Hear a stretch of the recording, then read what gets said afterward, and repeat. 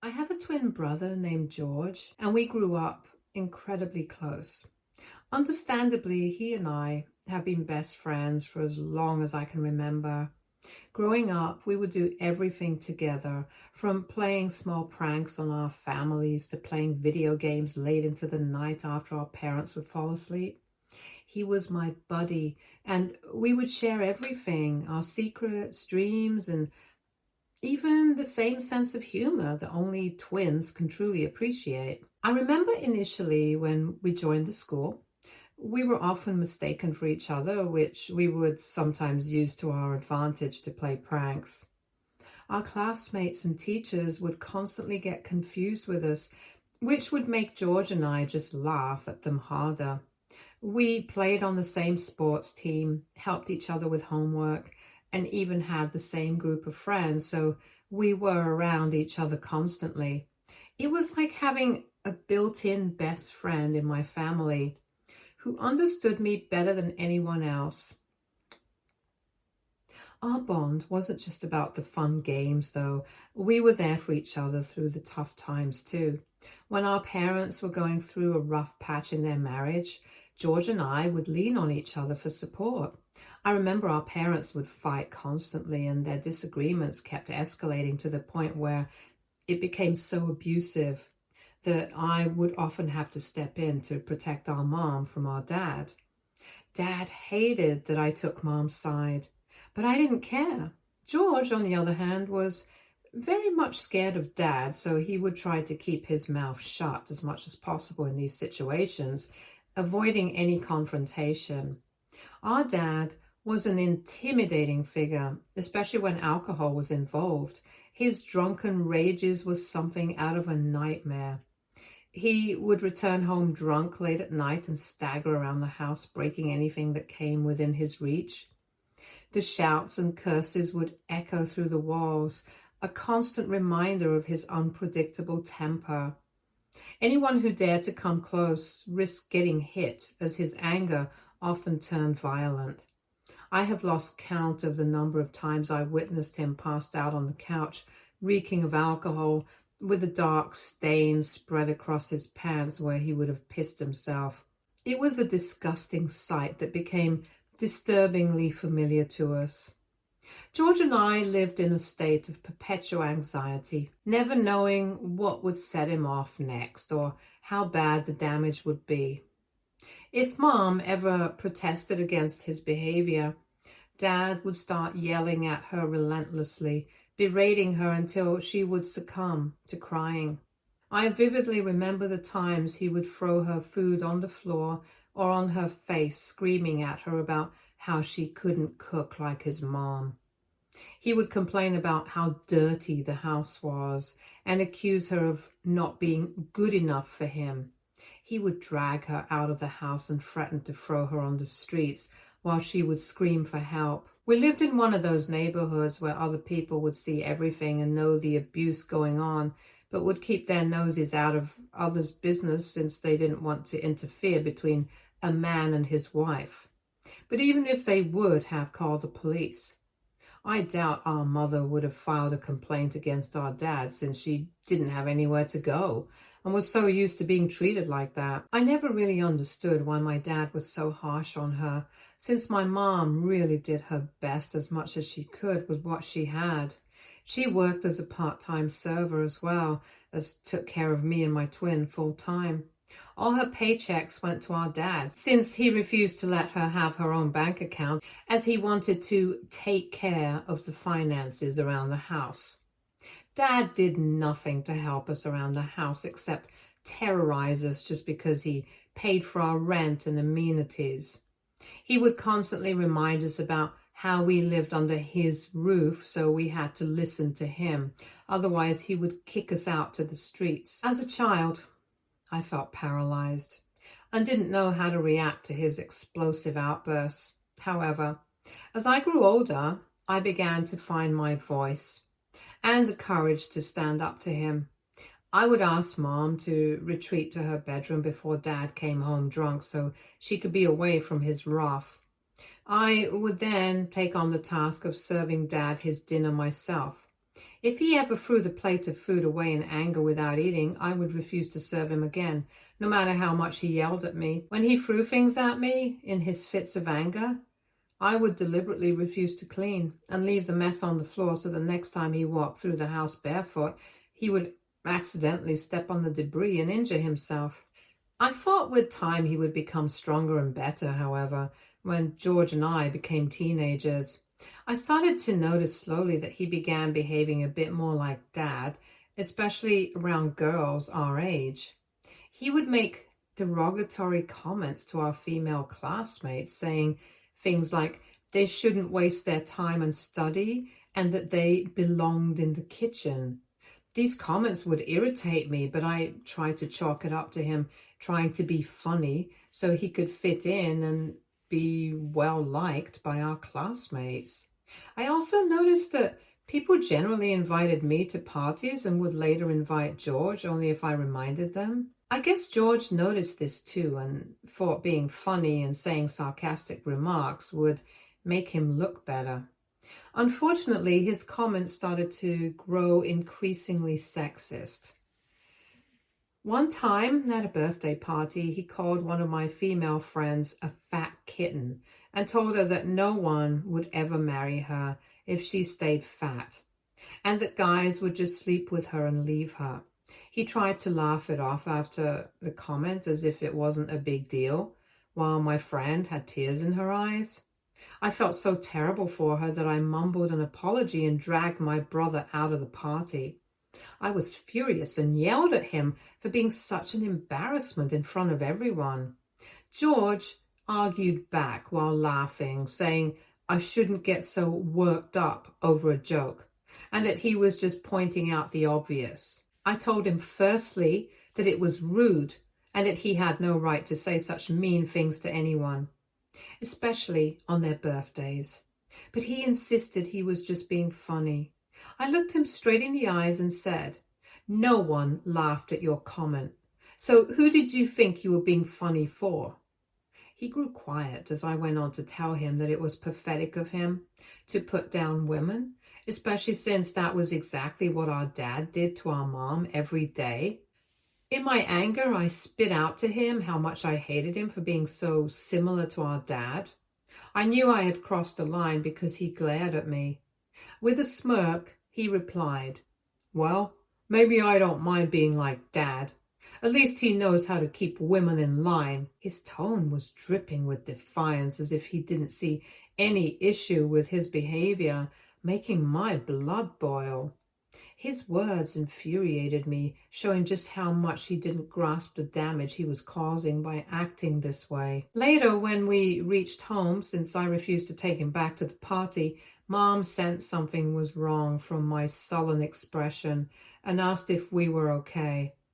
I didn't hesitate to tell her the truth because I couldn't understand how George could behave this way. Even Mom agreed with me that George had crossed the line and reprimanded him immediately, telling him to never speak to a woman like that again. He just scoffed and told her to mind her own business and go back to the kitchen. It was shocking to see my brother act this way. I was so pissed that if my mom would not have held me back, I would have punched my brother right then and there. It was the first time I felt nothing but disappointment for him. The same feeling I felt whenever I looked at Dad. I wish I could say that George grew out of this phase over the years, but unfortunately, he never did. I think this is why he and I started to grow apart and were no longer close friends. I couldn't understand his hatred towards women for no reason and didn't want to be around his toxicity. I stopped including him with my friends and their parties, and everyone else immediately dropped him too. I guess this must have pissed him off even more to realize just how much people didn't actually value his friendship. During this time, our parents' marriage was still deteriorating. One day, I remember I came home to a sight that is forever etched in my memory. My mom's uncle had passed away, and she had gone to attend his funeral. Since George and I had exams, we couldn't go with her, and Dad was never one to accompany Mom anywhere, so she had gone there alone. After finishing my exam, I headed straight home to study while George probably had something to do because he wasn't home when I arrived. As I walked into the house, I immediately sensed something was off. The living room where my dad usually napped and watched TV was unusually quiet. I heard a noise upstairs from my parents' bedroom and made my way up to the stairs to check out what the noise was. When I opened the door to their room, I was met with a horrifying sight. There, on the bed, was my dad with his secretary, both completely wasted and in the midst of doing the deed on the bed. They looked out of it and didn't even notice me standing there with the doors wide open, completely oblivious to the world around them. My breath caught in my throat and I stood frozen, unable to process what I was seeing. Anger and disgust surged through me all at once. This was the man who was supposedly our father, the man who constantly berated and belittled Mom and threatened to kick us out, now shamelessly in bed with a woman in his very house. I mean, he could have done this anywhere else, but he had knowingly brought this woman to our house to disrespect our mom in the worst possible way. I quickly turned around and left the room, my heart pounding in my chest. I felt sick to my stomach and couldn't believe what I had just witnessed. As I waited for George to come home, I sat on the porch trying to calm myself down. When he finally arrived, I pulled him aside and told him everything, hoping he and I could confront Dad together. George, surprisingly, didn't look as shocked as I thought he would be. I stopped then and asked him why he wasn't reacting at all. His eyes moved around before he finally opened up, revealing that he already knew Dad had been seeing the secretary behind our backs, and sometimes even brought her home when Mom wasn't around. Stunned, I asked him how he found out and why I had never seen her before at our house. George explained that Dad usually brought her over when we weren't around, but once George had apparently caught him. Dad had tried to justify his disgusting behavior by telling George that men sometimes have needs, and that he should not say a word to anyone else since no one would ever understand. Since then, George had kept it a secret, allowing Dad to bring the secretary around whenever we weren't home. I guess it was some sick fantasy or power play for my dad to bring another woman into the house and sleep with her. George went on to admit that he had no idea Dad would bring her over that day, but if he did, we shouldn't make a ruckus and should keep this information to ourselves. Hearing this, I was both infuriated and heartbroken. I couldn't believe George had been complicit in hiding such a betrayal from Mom. His willingness to protect Dad's secret felt like a deep betrayal to me and Mom. My voice trembled with fury as I berated him for not protecting Mom and for allowing Dad's deceit to continue unchecked. George's face turned red with anger, and he yelled back, accusing me of always trying to be a perfect son and acting like the hero of the family. He claimed he just wanted to keep the family peace. The argument escalated as I told him this wasn't about me being a hero, but about standing up for what was right and protecting Mom and us. I accused him of being complicit in Dad's betrayal by choosing to hide it rather than confronting the issue. George pushed me back, insisting that I should not utter a word to Mom, and that if I did, this would lead to our parents' divorce, and he would blame me for the rest of his life. He continued to tell me how these things sometimes happened, and I should turn a blind eye to it. This only made me more furious, and my heart pounded in my chest as I told George I couldn't even look at him right now, as I felt so utterly disgusted.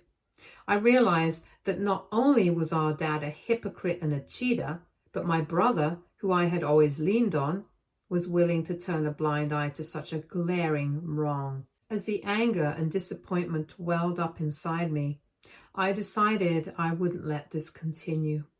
I wouldn't let Dad's deceitful actions go unchecked, and I wouldn't let George's misguided loyalty protect such behavior. This was a turning point, and I knew I had to stand up for what was right, even if it meant confronting my own family. So I told Mom everything when she came back home, even though Dad and George tried their best to shut me up and threaten me as much as they could. I didn't hesitate to tell her the truth. Dad tried to defend himself by saying I was making things up, while George stayed quiet out of fear. But Mom knew I would never lie to her. She already looked exhausted from grieving her uncle and looked like she would pass out. After hearing this news, she simply started to pack her bags silently and asked me and George to do the same. Dad started yelling at her, demanding to know what she was doing, while I rushed into my room to pack all the important things I could remember. George stood frozen, still unable to process what was happening. When Dad tried to snatch my mother's things from her hands to stop her from leaving, I wrestled them away from him. His face turned red with anger and he raised his fist at me. However, before he could strike, my mother suddenly slapped him across the face. The resounding sound echoed around the room and Dad was momentarily speechless. Until then, my mom had never raised a hand on him. Mom then turned to us, her voice firm despite her exhaustion, and said, "We're leaving now." I quickly finished packing, but George refused to come. He stood by Dad and said he wanted to stay with him. Mom's eyes filled with sadness, but she didn't argue. She just nodded, told him she loved him and that he was welcome to move in with us whenever he was ready, and we left Dad's house that day.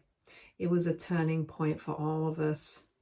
Fortunately, Mom had received some money from her uncle who had passed away, so the first thing she did after we moved out to a motel was open her own bank account so she could then cash in the check. This money from her uncle gave us a fresh start in our lives and allowed us to not go back to Dad.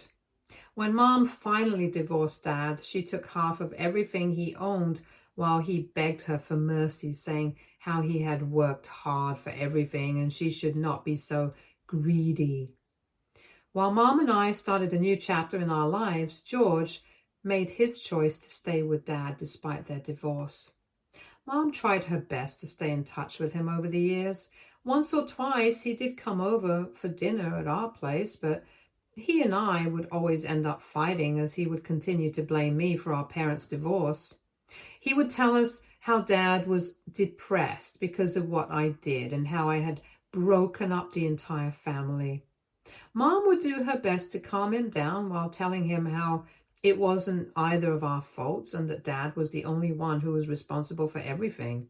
When I eventually went away to college, I met my wife, Kim. She was the kindest person I had ever met. Up until her, I have always been afraid of falling in love as I did not want to be hurt like my dad hurt my mom. But Kim exceeded my expectations. Long story short, Kim and I have been married for the past few years. She knows about my relationship with my family. She knows exactly how my dad betrayed us and how George always supported Dad. Last year, my dad passed away due to a heart attack. This was not surprising to anyone since he basically drank himself to death every night. When Mom and I attended Dad's funeral along with my wife, George yelled at me in front of everyone for being a bad son and having the audacity to show my face at the funeral. To be honest, I didn't even want to be there, but I had gone there for the sake of my mom, who felt we should pay our respects to the man. I was already emotionally charged up, hence when George came closer with his face all scrunched up in anger, yelling and berating me for something that I had done years and years ago, which he didn't have the balls to do, I punched him in the face out of spite. All the family members from Dad's side already knew why George and I had been fighting for all these years. They mostly agreed with me, so they didn't even try to stop me or help my brother. However, Mom berated me while my wife held me back. I am generally not an angry person, but I was just so tired of being kicked on for everything that our old man had done to us. While I walked out to calm myself down, my wife and mom talked to George and asked if he was okay. I don't know what George told them, but after the incident, on our ride back home, my wife told me how I should not have done that to my brother who was already suffering. I snorted at her and asked her if she was serious, and she looked at me gravely, telling me how my brother was going through grief and not everyone can be so emotionless about their dad's death like me. Her words stung so hard because she was the only person besides my family who knew exactly the kind of abuse I had suffered at the hands of my dad. All the years of toxic behavior, manipulation, and threats from him had made me not care much about my old man's death. Yet here was my wife blaming me for not crying about my dad passing away. After that incident, even though my wife never apologized for her words, I thought everything was still fine between us. However, lately, this year, I've noticed some subtle, odd behavior from her that has made me worried. She seems more distant and preoccupied, often lost in thought during our date nights. Sometimes she hesitates before responding to me if I ask her a question about our future, as if she's weighing her words carefully. There have been a few occasions when I've caught her wiping away tears in the washroom, though she always insists it's just stress or something minor. She's also been spending more time on her phone, often quickly locking the screen when I enter the room. I've never checked her phone, so her behavior seemed really sketchy. Our conversations have become less spontaneous and only happen when I initiate it. I feel like there's a wall between us that wasn't there before. Even during intimate times, I've sensed a certain detachment, like her mind is elsewhere. While she still maintained our routine and tried to keep things normal, these small signs were hard to ignore. I couldn't shake the feeling that something was bothering her, something she was not sharing with me. It made me worry about our relationship and whether there was something deeper going on that I was not aware of. Hence, I wanted to go all out and do something nice for my wife. So I decided that for our upcoming anniversary, I would throw her a grand party. I sat her down and excitedly told her my plan. At first, she seemed unsure and tried to tell me how she didn't want any celebration, insisting it wasn't a big deal. However, a few days later, she suddenly changed her mind and enthusiastically told me that she thought it was a great idea. She mentioned wanting to invite even more people since it was rare for us to throw such a grand celebration. I immediately agreed. I assumed she was making a genuine effort to strengthen our marriage, and I was genuinely happy for us. The party was going well, with lively conversations and laughter filling the air. My wife looked genuinely happy, mingling with guests and ensuring everyone felt welcome. It was refreshing to reconnect with my cousins and distant relatives after such a long time apart. Some of my cousins from my dad's side were also there, adding to the warm atmosphere of reunion and celebration. Hence, imagine my shock when I saw George walk into the party. I knew for a fact that I had not invited him, so I assumed my mom might have and asked her about it without trying to create a scene. However, Mom was just as confused as me and denied ever inviting him. I then saw my wife approach George and greet him with a kiss on the cheeks, which made me pause in my tracks. It struck me as odd because I didn't even realize they were that friendly when they had met for the first time only last year during Dad's funeral. My wife noticed me looking at them and immediately looked away, whispering something into George's ear. He glanced at me and smirked. Anger burned on my face. I walked towards my wife to confront them and to ask her about what was going on, but she suddenly clinked the glass to get everybody's attention. People turned to look at her as she stood there, holding George's hand. At first, there was confusion and some took a step back. Although George and I were twins, I had grown out my hair, and while I kept our original blonde hair, George had dyed his brown. It was evident to everyone that my wife was holding my brother's hand, not mine, which was weird and confusing for everyone to witness. Without missing a beat, my wife proceeded to announce that she was so happy that everyone was there since she and George wanted to announce that they were pregnant. The crowd fell silent and people stared between me, my wife, and George, trying to comprehend what was happening.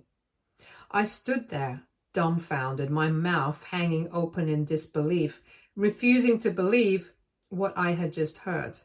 My mom loudly asked if this was a prank that my wife was playing on us because there was no way this could be true. George then went on to say how Kim and he had been having an affair for quite a while after she connected with him online when Dad passed away, and that they had eventually fallen in love. He boldly announced how Kim had been unhappy with me for years, claiming I couldn't satisfy her enough, and expressed that he was just rescuing my wife from a loveless marriage. I was stunned into silence, my mind struggling to process the betrayal unfolding before me. The crowd was silent at first, but then slowly people began hurling insults at my wife and George, their voices filled with anger and disappointment. Each and every one of them looked disgusted and creeped out. Some shouted accusations of deceit and betrayal at my wife, calling her a cheater and a hag, while others expressed sympathy for me. Clearly, my wife had not expected this reaction, and she looked like a deer caught in headlights. I was just so embarrassed and still confused about everything that was happening. I felt my chest tightening with everyone staring at us. I looked at my mom, and she immediately knew I was going to have a panic attack and knew she had to get me out of there. We walked out amidst the continuing insults hurled at George and my wife. Kim tried to run after me, apologizing for breaking the news to me that way and pleading for me not to leave her alone with such animosity, especially since she was pregnant. She told me that she needed me to publicly accept her relationship with my twin brother, as then only other people could give her their blessings. Before I could respond, my normally composed mom turned red-faced and screamed at my wife that what she had done was unforgivable and that her child would never forgive her for being such a characterless mother. Tears welled up in Kim's eyes as I simply laughed, agreeing with my mother, and left her there. Since the disastrous party, Kim has been reaching out to me, begging me to talk to my relatives, as everyone has been texting and calling her to express their anger over what she and George have done. However, I have refused to help her in any way, since she decided to do this all on her own during our anniversary party shamelessly. AITA for not protecting her in this case. Update 1. To update everyone, yes, I will be divorcing Kim. There is absolutely no doubt about that in my mind. Also, I have a prenup with her, so she cannot take a penny from me whatsoever. I am currently staying with my mom, and I have asked Kim to move out of my house within the week. Honestly, I have no idea why she and my brother started their affair exactly, but the reason doesn't matter anymore at the moment. I cannot be with someone who can betray me this way. I have not told any of my family members to back off from them because I feel George and Kim deserve all the backlash. They are grown adults, so they can deal with this fiasco on their own. Update 2. It's been 7 months since my last update, and I have finally divorced my cheating wife. Kim and her lawyer tried to sue me despite our prenup, but there was nothing really that they could do thanks to our state's law. Since she had openly admitted that she was pregnant with my brother's baby, she could not even hold me responsible for child support.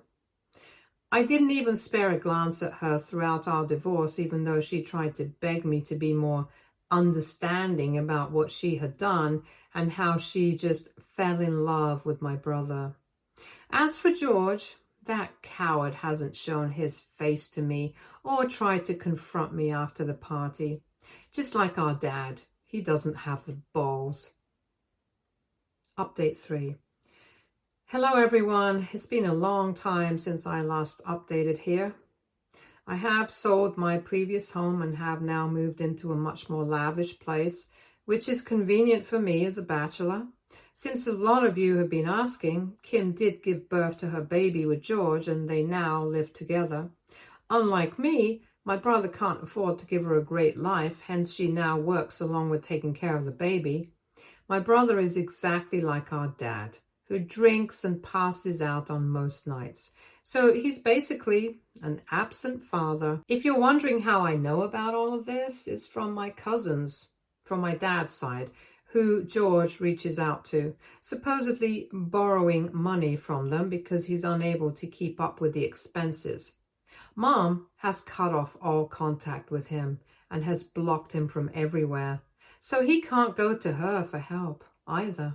Stay tuned for more stories from Argo Relationships.